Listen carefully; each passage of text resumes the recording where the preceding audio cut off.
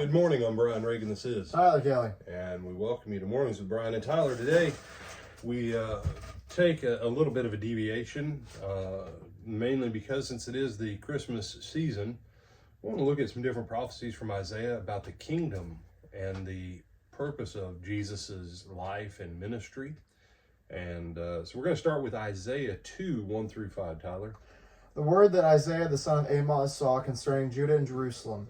Now it shall come to pass in the latter days that the mountain of the Lord's house shall be established on the top of the mountains, and shall be exalted above the hills, and all nations shall flow to it. Many people shall come and say, Come and let us go up to the mountain of the Lord, to the house of the God of Jacob. He will teach us his ways, and we shall walk in his paths. For out of Zion shall go forth the law, and the word of the Lord from Jerusalem. He shall judge between the nations, and rebuke many people. They shall beat their swords into plowshares, and their spears into pruning hooks. Nation shall not lift up sword against nation, neither shall they learn war any more. O house of Jacob, come and let us walk in the light of the Lord.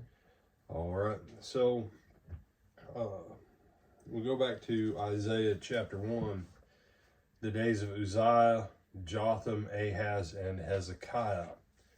And so when Isaiah says this, the northern and southern kingdoms are still intact, okay? But this is the word concerning Judah and Jerusalem. Because Isaiah,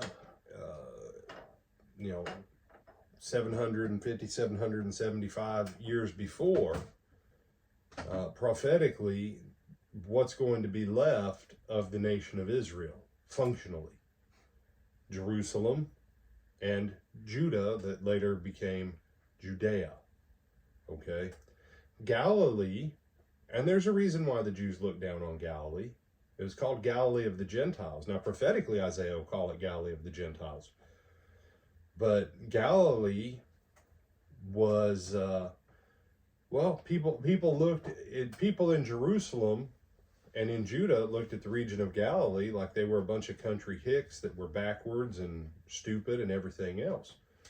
Hence why, they say, can any good thing come out of Nazareth? We know these guys are Galileans. They can't be very smart, right?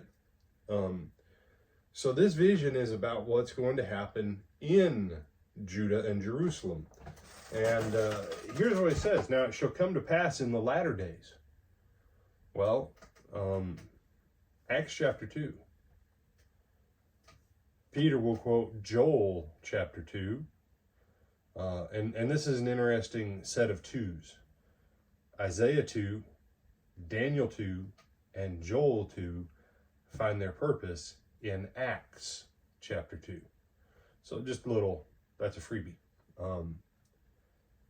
Peter will say, written in the prophets, in the prophet Joel, that in the last days, right, or in the latter days, depending upon your translation. Then Peter says, this is that. The book of Hebrews, God who at sundry times and in diverse manners spake in time past unto the fathers by the prophets, has in these last days. So the term latter days or last days was the Hebrew way of saying the time of Messiah. When the fulfillment of Messiah came, that's when the beginning of the latter or the last days starts. So that's interesting to me.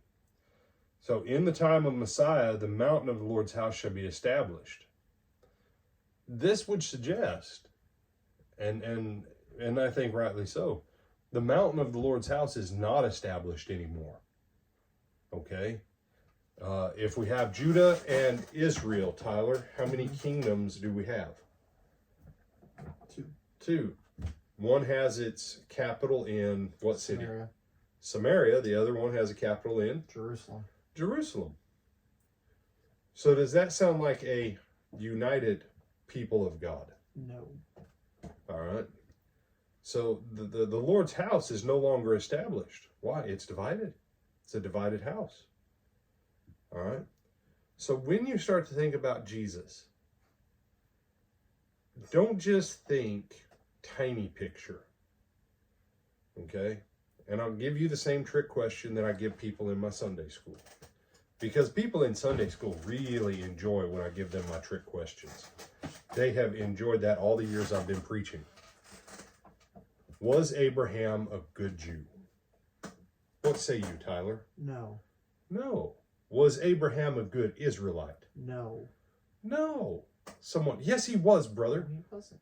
No, he can't.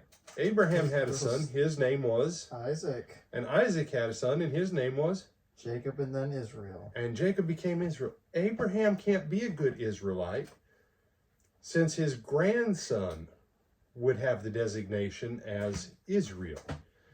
How many centuries passed before Israel is a nation, Tyler? Do you remember? From Abraham or from Jacob? Either or. I mean, from Jacob, it's another 400 plus years. And so from Abraham to Jacob, it's another at least 100-ish, almost more. So probably about 500. Yeah. It's been a while. Yeah, between 4 and 5 centuries. Mm-hmm. You know what they called God in Exodus? He's the God of Abraham. The Hebrews. Nice. He's the God of the Hebrews.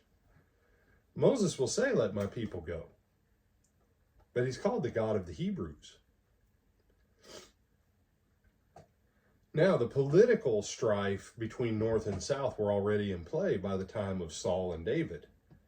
Okay? Don't ever think that a civil war just instantly happens one day. It's usually been brewing for about 100 years. Between 50 and 100 years, most civil wars have been brewing. This one starts basically once David and Saul separate off, because it's Judah against everybody else, isn't it? Yeah. Saul is able to unite all of the tribes of Israel. David becomes king. David has civil war. So the period of the judges had civil war in its bones. They only helped each other when it was mutually advantageous, but they were already divided. All right. But going back to Abraham, and I want you to think about this. When God gave him the promise that in you shall all the nations of the earth be blessed, Abraham is not the father of any nation. And he says, in you all the nations. Guess who's included in all the nations? Everybody.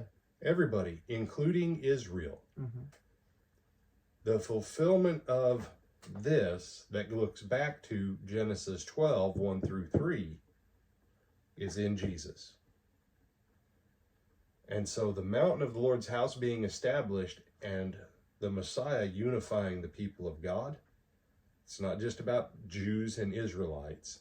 It's about giving the whole world a new identity to be remade in the image of God.